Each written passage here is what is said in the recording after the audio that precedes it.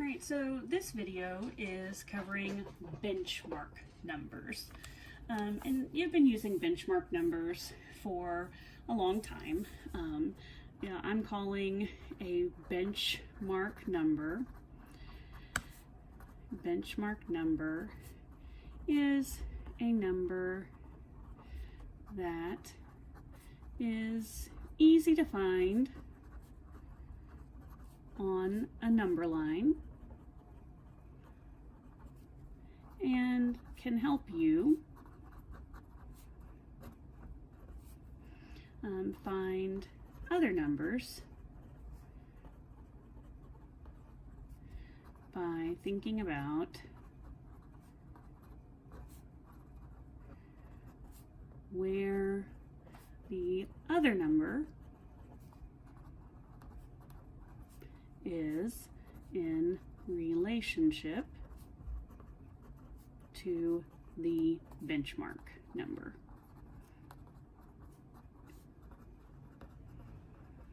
Okay, that is your defining sentence, and I know you're going to want some time to kind of copy that down. I'm going to move it so you can see both sides. Okay, so for example, for a very long time, you've used multiples of 10. 10, 20, 30, 40, 50, 60. Like, you've used those as benchmark numbers. Like if I said, where's, 15? You'd be like, well, that's in between 10 and 20. If I was like, well, where's 37? You'd be like, well, it's in between 30 and 40 and probably a little closer to 40. Okay, if I'm like, what about 52? You're like, well, it's in between 50 and 60, but a little bit closer to 50. Okay, so all we're doing is just kind of defining some new benchmark numbers that you can use when you are ordering rational numbers.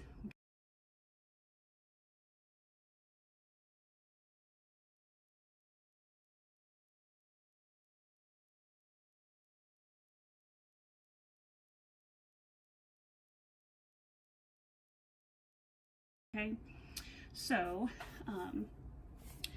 one of the most common benchmark numbers to me would be 1/2. Okay, like it's halfway in between two things, right? And I think we all feel pretty good about 1/2 being equivalent or equal to, and that's true for a lot of different reasons. One of them, and I'm just going to kind of give some explanation over here.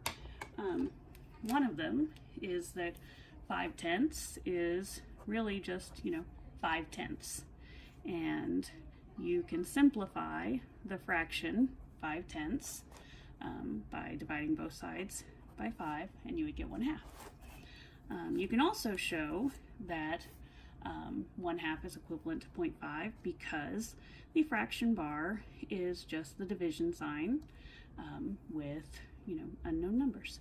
So if I have 1 divided by 2, okay, 2 goes into 1 0 times. 0 times 2 is 0. And when I subtract, there's my remainder of 1. But now that I know about dividing with decimals, I can do 1 and 0/10, which is the same as 1, which gets me a 0 to drop down, and 2 goes into 10 5 times, and I bring my decimal up. Okay, so why does this matter? Well, the reason it matters, and hold on while I kind of move my page a little bit.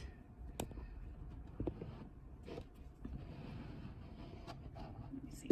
Okay, I think I can get that. Is because you might be asked to order order from least to greatest.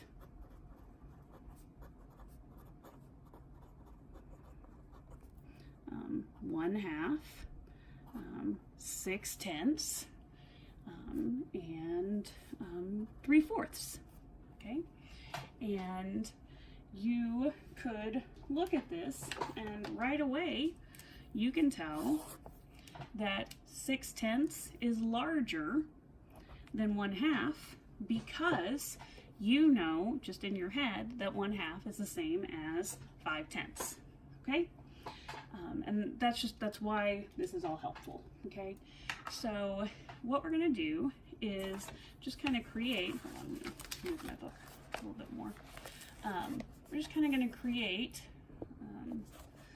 like a list of benchmark numbers that are helpful to know. Okay, so we have 1/2 and 0.5. Okay, let's talk about this 3/4 here. Okay, 3/4 is the same as 0.75. Okay, and again, I could do the math like I've done up here, but for the purpose of this, we're just getting these written down. Okay, 1/3 equals 0.3 or 3/10. Okay, it actually equals 0.3333333, but we usually just say 3/10 or 0.3. Okay, 2/3 is equivalent to 0.67 or 67 hundredths. It's actually equivalent to 0.666666666. It just goes on forever. But we round that to 0.67. Okay. Talked about 1/2. Let's see, 1/4. Okay. That's like $0.25. That is equal to, and I know you can't see that, so give me a second. I don't have my document camera today, so I'm really kind of struggling with my video making, but we're going to figure this out and make it work. You know what, it just occurred to me I can move that. Okay, so 1/4 is, 0.25. 1/10 is, shockingly, 1/10. Okay, and I'm trying to think of another good one to have. Let's do 1/5. Okay, 1/5 is equivalent to 2/10. Because think about it, 1/5, multiply both sides by 2, the numerator and denominator, 1 times 2 is 2, 5 times 2 is 10, so you'd have 2/10. Okay, so these are just some convenient benchmark numbers to use when you are ordering rational numbers. So that's kind of it.